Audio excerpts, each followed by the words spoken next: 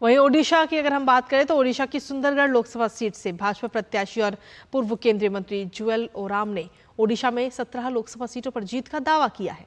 साथ ही विधानसभा चुनाव में भी जीत दर्ज करके अपनी सरकार बनाने का वो दावा कर रहे हैं। लोकसभा चुनाव के 5वें चरण के तहत 20 मई को सुंदरगढ़ लोकसभा में चुनाव होना है।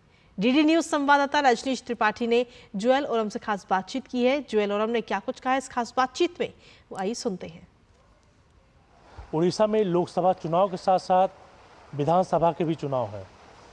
पूर्व केंद्रीय मंत्री और सुंदरगढ़ के प्रत्याशी जुएल ओराम साहब हमारे साथ, उनसे बात करते हैं। उड़ीसा में लोकसभा की सीटों की बात करें तो 2014 में इकलौती सीट सुंदरगढ़ थी जिसको आप जीते थे। 2019 में 8 सीटें आई लोकसभा की। 2024 लोकसभा चल रहा है, विधानसभा भी है इसके साथ साथ। क्या कहना चाहते हैं कि इस बार क्या रहेगा परिणाम? हम 15 से ऊपर सीट जीत सकते हैं, जीतेंगे ऐसा लगता है। वैसे तो 21 सीट में हम लोग फाइट में हैं और पता नहीं, जनता जनार्दन अगर चाहेगा तो 21 से 21 भी जीत सकता है, लेकिन 14-15 तो निश्चित जीतेगा ऐसा मेरे को लगता है। विधानसभा के बारे में क्या कहना चाहेंगे?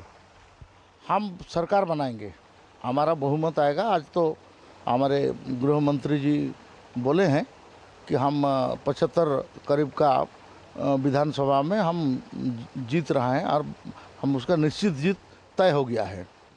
एक सवाल ये भी है कि उड़ीसा में जो प्रमुख मुद्दे हैं उसके बारे में आपसे पूछूंगा कि प्रमुख मुद्दे क्या क्या हैं जिसको लेकर आप लोग जनता के बीच में जा रहे हैं?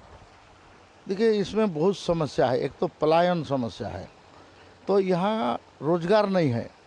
आपका नौकरी मैं नहीं बोल रहा हूँ, रोजगार, आपका गवर्नमेंट जॉब या कोई प्लांट में, ये सब तो नौकरी है, लेकिन आपका यहाँ रोजगार नहीं है।